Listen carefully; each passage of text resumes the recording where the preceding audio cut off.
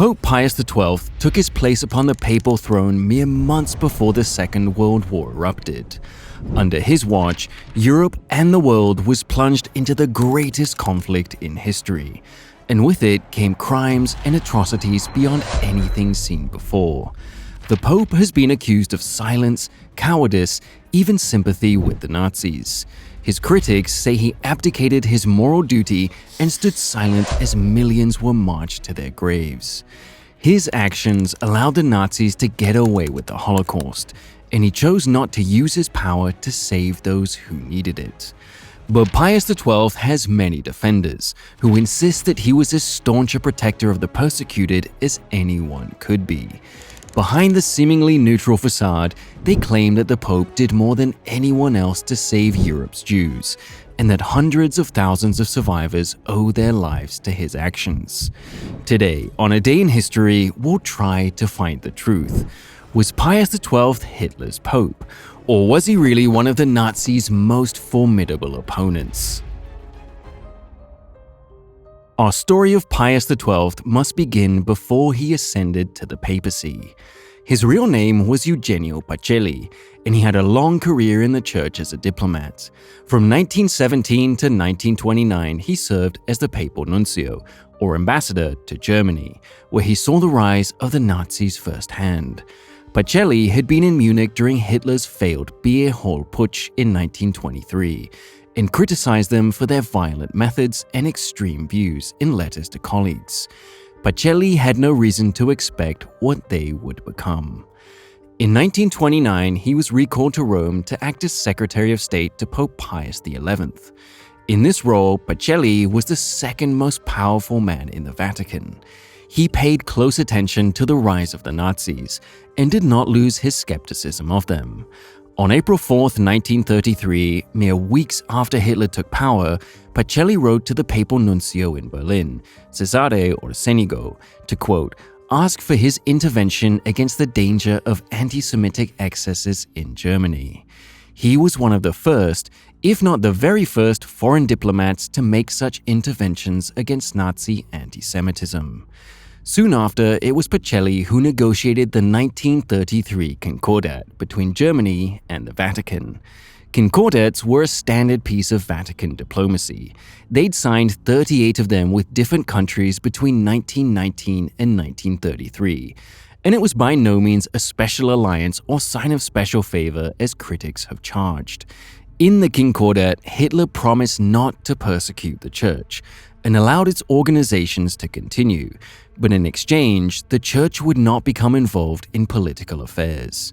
Naturally, Hitler broke his promises immediately, banning Catholic youth groups, putting vocal clergy on trial, and cutting off funding to Catholic private schools. In 1934, during the Night of the Long Knives, several leading German Catholics were wiped out in the SS Purge. The Vatican privately protested these offenses, but they did not openly condemn the regime. This often seems confusing to people, but the Vatican had long sworn out of political affairs. These were not the Middle Ages. Neither the Vatican nor the other nations of Europe believed the Pope had the authority to take sides in political events.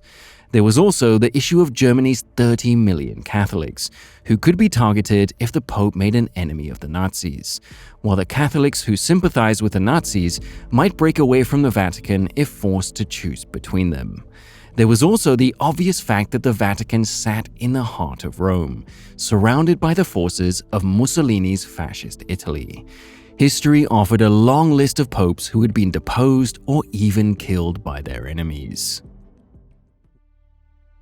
While the Vatican could not openly speak out, its actions in the late 1930s, led by Pius XI and Pacelli, were clearly antagonistic towards Hitler. In 1937, Pius issued the encyclical With Burning Anxiety, which condemned the regime's treatment of Catholics and alluded to its wider persecutions. The Pope ensured that it was secretly distributed to every Catholic church in Germany, and read aloud from the pulpit on Palm Sunday, which infuriated Hitler. Pacelli made his own views known, writing in one letter to the Bishop of Cologne in 1935 that the Nazis were false prophets with the pride of Lucifer. A US State Department report based on diplomatic meetings with Pacelli in 1937 also concluded that he, quote, regarded Hitler not only as an untrustworthy scoundrel, but as a fundamentally wicked person. When Hitler visited Rome in 1938, Pius and Pacelli snubbed him by leaving the city and refusing to meet with him. They even ordered the Vatican Museum closed and the exterior lights turned off so Hitler could not see it in all its glory. In a famous speech in Belgium that same year, 1938, Pius condemned anti-Semitism as incompatible with Christianity, famously stating, "Spiritually, we are all Semites," a phrase that Pacelli repeated many times in his own speeches. By 1939, the Vatican and the fascists were practically enemies. The Vatican's daily newspaper, which Pacelli personally oversaw, warned that the Nazis want to destroy the Catholic Church and even eradicate Christianity itself. Mussolini's spies in the Vatican also discovered that Pius XI was preparing a scathing and public condemnation of racism and fascism to be read at a gathering in Rome on February 11th that year. However, fate intervened. The aging Pius's health failed, and he died the day before the speech was due to be given. Upon hearing the news, Mussolini was relieved. "At long last, he's gone," he exclaimed. "That stubborn old man is dead." Pacelli was the obvious choice for successor. After an unusually brief 3 rounds of voting, he received the required 2/3 support and became Pope Pius XII. Far from opening a new chapter in papal Nazi relations, the new pope was seen as inseparable from his predecessor. Germany was the only European nation who didn't send a representative to his coronation. The Berlin Morning Post wrote that Germany did not approve of his election because he was always opposed to Nazism, a sentiment echoed by the Frankfurter Zeitung, which said he did not fully grasp the political and ideological motives which have begun their victorious march in Germany. This attitude was shared at the highest levels of the Nazi government, with Hitler and Goebbels discussing the prospect of formally abandoning the concordat because of Pacelli's record of anti-Nazi actions. Pius XII's goal in his first 6 months was to be a peacemaker.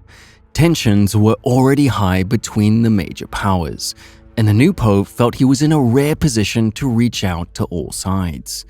In May, he proposed a peace conference with Britain, France, Germany, Italy, and Poland, but the countries declined to participate. With the signing of the Pact of Steel between Germany and Italy, he sent representatives to Mussolini to plead with him to counsel Hitler against war, but was told bluntly that war was practically inevitable. Also in May, he began secret meetings with Hitler's close friend Prince Philip von Hessen, who was also married to an Italian princess, where he urged the prince to raise issues of peace and Catholic persecution with the Führer. Like Chamberlain, Pius XII was convinced that Hitler might be placated with enough concessions. In August, he sent an unprecedented message to the Polish government, suggesting that they cede the disputed Danzig corridor in a last-ditch effort to avoid war, which was ignored. As late as August 31st, mere hours before the invasion, he summoned the ambassadors of Britain, France, Germany, Italy, and Poland to the Vatican for one final doomed appeal to avoid war. Pius's efforts to secure peace were sincere but misguided. In this, he shared the flaws of men like Chamberlain, but it is too easy to condemn him with the hindsight of history. To be the peacemaker he wanted to be, Pius could not be seen to take a political side in these events. For this reason, he did not condemn Nazi invasions, for fear he would lose his ability to reach out to Germany and alienate its Catholics. When German tanks rolled into Poland, this political neutrality risked becoming political complicity. Poland was a Catholic nation, now being crushed by an aggressive expansionary power. Despite this, Pius refused to directly condemn it. Catholics in Poland were waiting for papal intervention. Catholic priests became a nexus of anti-Nazi resistance, but their letters to the Vatican begging for support were met with official silence. Citing political neutrality, the Pope expressed his sympathy for the Poles, but refused to denounce the invasion in principle. Privately, the Pope did at least send messages to the German government, demanding better treatment for the Poles. Stories of persecution of Catholics and non-Catholics alike flowed out of Poland, and many of them naturally came to the Vatican. The Vatican even compiled a report on the religious persecution of Poles, which it sent to the German Foreign Office, but they did not receive a reply. Papal reticence continued, even as the death tolls piled up. An estimated 20% of Polish clergy did not survive the war. In Wartegau province alone, 5 of its 6 bishops and 500 of its priests were sent to concentration camps. Half of the clergy in Wrocław and Chełmno were killed, 37% in Łódź and 31% in Poznan. To some Polish Catholics, the Vatican's silence wasn't just disappointing, but traitorous. According to one diplomatic assessment, by 1941, the attitude of the population towards the Holy See is reported to be reserved, even openly hostile. By this point, discussing Poland virtually required the Vatican to lie by omission about the persecution there. In one egregious example, the Vatican newspaper reported on the tragic death of Polish Bishop Leon Wetmanski in October 1941, failing to mention in the article that he had died a prisoner in Auschwitz. Pius managed to regain some credibility among Polish Catholics in late 1942, when he circulated a letter of support for the Poles through Polish churches. However, the almost simultaneous switch in Nazi strategy from persecuting the church to weaponizing it against the Soviets, who had just started turning the tide on the Eastern Front, might also explain the renewed optimism of Polish Christians. It is indisputable that the Vatican was aware of mass killings of Jews in Europe. Between the clergy, Catholics, and diplomats writing to the Vatican, it would be fair to say the Vatican knew more than anyone else about the Holocaust as it was transpiring. Not only did the Vatican not publicly circulate information about the Holocaust, but they also neglected to tell their clergy and diplomats around Europe about what they knew privately. For example, in 1941, a regretful SS officer named Kurt Gerstein approached the nuncio Cesare Orsenigo in Germany with information about the mass murder of hundreds of Jews in Lithuania. The nuncio refused to see him. Orsenigo has been criticized for downplaying and excusing Nazi atrocities more broadly. But even when Gerstein's story reached the Vatican through other bishops, information about it was not spread. In Poland, where persecution of the Jews was at its most intense, the Vatican was aware that by early 1943, perhaps 100,000 of Poland's Jews still survived. Polish Catholics were proactive in informing the Vatican about atrocities, but by late 1944, the Pope had apparently heard enough. According to the Polish ambassador Kazimierz Papi, after at least 10 visits to the Pope to discuss the matter, the Pope became annoyed. "I have listened again and again to your representations about our unhappy children in Poland. Must I be given the same story yet again?" Critics have not claimed that the Pope openly supported or caused the Holocaust. The most frequent charge leveled at Pius is silence. By refusing to openly condemn it and refusing to circulate information about atrocities that could have moved public opinion against the Nazis, the Pope was guilty of enabling and obscuring the Holocaust. Had he spoken out more forcefully, would more Catholics have stepped up to defend Jews? Would more people have been inspired to resist? Would Germans have risen up against the Nazis to stop the persecution? What ifs are difficult to answer.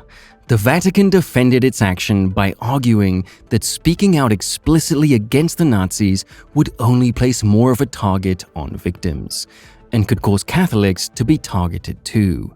When Bishop Clemens August von Galen of Munster called on Pius to speak out more directly against the persecution of the Jews, it was the city's Jewish leaders who begged him not to.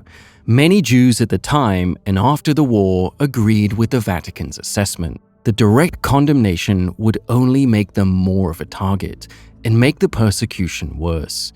Indeed, exactly that had happened in the Netherlands, where protests against anti-Semitic policies, driven largely by Catholic clergy, was met with the harshest persecution in Western Europe, with 80% of the country's Jews and almost 100 of its Catholic clergy being murdered. Although the Pope never made an explicit condemnation of the Holocaust, Pius was talented in weaving indirect criticism into his speeches. In fact, rather than being an example of silence and denial, Pius's reputation during the war was as one of the few moral voices willing to speak out against their actions. Modern critics claim his condemnation was too mild or just non-existent, but people at the time thought quite differently. His very first encyclical during the war, Summi Pontificatus, called for peace and condemned anti-Semitism. The Pope's statements were cleverly worded. In them, he condemned evil in explicit terms, while leaving implicit the perpetrators of that evil. He did not need to name the Nazis for his audience to know that he was criticizing them, and the euphemistic language also meant that the Nazis could not publicly object without accepting his characterization of them. This strategy was not lost on the Nazis nor their enemies. The Allies knew it, and airdropped almost 90,000 copies of the Summi Pontificatus text into Germany to raise anti-Nazi sentiment. Meanwhile, head of the Gestapo Heinrich Müller said the encyclical was directed exclusively against Germany. How dangerous it is for our foreign relations as well as our domestic affairs is beyond despair. Such a disconnect between modern and contemporary responses to the Pope's wartime speeches is evidenced elsewhere. His Christmas address of 1941 has been criticized for not making explicit condemnation of Nazi crimes in Eastern Europe. But once again, contemporary audiences did not share those objections. As the New York Times wrote, the voice of Pius XII is a lonely voice in the silence and darkness enveloping Europe this Christmas. Pius XII left no doubt that the Nazis' aims are also irreconcilable with his own conception of a Christian peace. In his 1942 Christmas speech, he spoke unequivocally in support for those who, quote, without any fault of their own, only by reason of their nationality or race, are marked down for death or progressive extermination. It might seem a tepid, obvious criticism now, but not at the time. The German Foreign Office lamented that the speech was, quote, one long attack on everything we stand for, and angrily called the Pope the mouthpiece of Jewish war criminals. But Pius's opposition to the Nazis went far beyond carefully chosen words. Across Europe, Catholics credited Pius with direct and indirect support to their efforts to save hundreds of thousands of lives. In the Netherlands, Catholics were prominent among the voices condemning Jewish deportations and mistreatment. 92 Dutch bishops ended up in Auschwitz for their opposition to the Nazis. But that did not stop some 40,000 Jews being sheltered by the church. Despite, or perhaps because of the resistance, the Nazis increased deportations and the Netherlands had the highest death rate for Jews in occupied Western Europe. The bishops and Catholics who spoke out consistently credited Pius XII's condemnation of anti-Semitism as an inspiration for their work. Henri de Lubac, the celebrated Jesuit priest who acquired false identity papers for thousands of Jews, which earned him a death at Dachau, similarly spoke of Pius XII's example inspiring him. In Hungary, the heroic work of Tibor Baranski and the papal nuncio Angela Rota saved tens of thousands of Hungary's Jews. They were honored by Israel as righteous among the nations, and in his acceptance speech, Rota made sure to tell them that everything he did on the orders of the Holy Father. Archbishop Angelo Roncalli, later Pope John XXIII, also helped to arrange the escape of Jews from Hungary to Palestine, and similarly insisted that he did so with the full knowledge and support of the Pope. Similarly, the French monk Pierre-Marie Benoit credited Pius for both inspiration and support in his efforts to smuggle thousands of Jews out of France. According to Benoit's assistant, Pius secured them $4 million in financial support that kept their operation alive. But Pius went further still, wielding a more direct hand that saved thousands of lives. On October 16, 1943, German forces in Rome began the deportation of the city's Jews. Over 1,200 of them were rounded up and held just outside Vatican City. Most of those 1,200 were loaded onto trains and deported to death camps, never to be seen again. This episode has been held up as proof of Pius's cowardice and failings. The Pope offered no public condemnation of the deportation and, as the critics claim, allowed it to happen despite knowing beforehand. The truth is far more nuanced and exonerating. Firstly, there is no evidence that the Pope knew about the deportations beforehand. The assumption rests upon the idea that the German ambassador would have notified the Pope, which is a bizarre assumption since the German ambassador was later convicted of war crimes relating to the Holocaust, and never claimed to have notified the Pope at all. In reality, Pius found out the morning after the roundups began, and immediately did two things. First, he summoned the German ambassador to protest. Second, and more importantly, he sent out instructions to every Catholic institution in the city to open their doors for the Jews. Every church, every monastery, every papal property was to be open to Jewish refugees. At that time, there were over 6,000 Jews in Rome. While those 1,200 or so fell into Nazi hands, almost all of the remaining 5,000 escaped by hiding with the Catholic Church. 3,000 of them alone were given sanctuary at the Pope's summer residence at Castel Gandolfo, and the Pope's personal apartments were converted into a hospital for them. There were around 500 Jews sheltered within Vatican City itself. In the opinion of Michael Tagliacozzo, a scholar of the Holocaust and himself a Roman Jew who escaped the deportations, those 5,000 Jews owed their survival entirely to the Pope and his fellow Catholics. It was Pius II who regularly ordered clergy to protest to various authorities about the persecution of Jews across Europe. For example, in June 1942, Pius ordered his nuncio in France to confront the Vichy government on, quote, the inhuman arrests and deportations of Jews. And he had Nuncio Angela Rota speak to the Hungarian government on numerous occasions over the same issue. Speaking of Hungary, the Pope reached out directly to the country's functional dictator, Admiral Miklos Horthy, on June 25, 1944, with a telegram begging for him to stop deporting the country's Jews. Days later, Horthy suspended the policy, citing the Vatican's intervention as his reason for doing so, and thus sparing 170,000 Hungarian Jews from extermination. Perhaps the greatest evidence that Pius XII was not Hitler's Pope comes from the Nazis themselves. We have seen how the two had a mutual hatred from the start, and the Nazis were under no illusions about where the Pope's opinions lay. The fact is that the Nazis viewed the Vatican as a formidable opponent. In July 1943, Hitler held a meeting to discuss the idea of invading the Vatican and kidnapping the Pope, and passed orders to the SS to do so if circumstances aligned.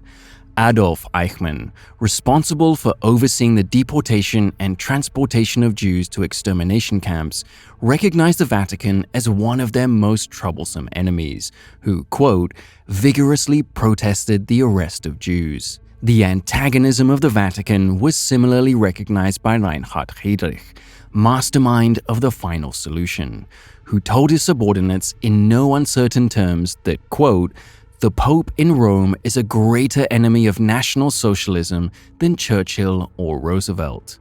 Similarly powerful is the praise laid upon Pius by Holocaust survivors and Jewish leaders. Albert Einstein, a long-standing skeptic of the Church, changed his tune after the war, acknowledging that, quote, only the Catholic Church stood squarely across the path of Hitler. The Church alone has had the courage and persistence to stand. Israel's second Prime Minister, Moshe Sharet, agreed, and upon meeting Pius after the war, said it was his first duty to thank the Pope and all the Catholic Church for what they had done to rescue Jews. A view echoed by another Israeli Prime Minister, Golda Meir, who said, when fateful martyrdom came to our people in the decade of Nazi terror, the voice of the Pope was raised for the victims.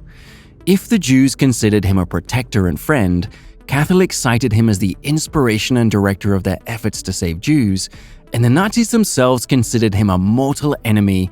How did the idea of Hitler's Pope become so popular? History is written by the victors, and in Eastern Europe, that was Soviet Russia. The Soviets despised the Catholics, and the loyalty of Eastern European Catholics to Rome rather than Moscow was a constant point of anger for them.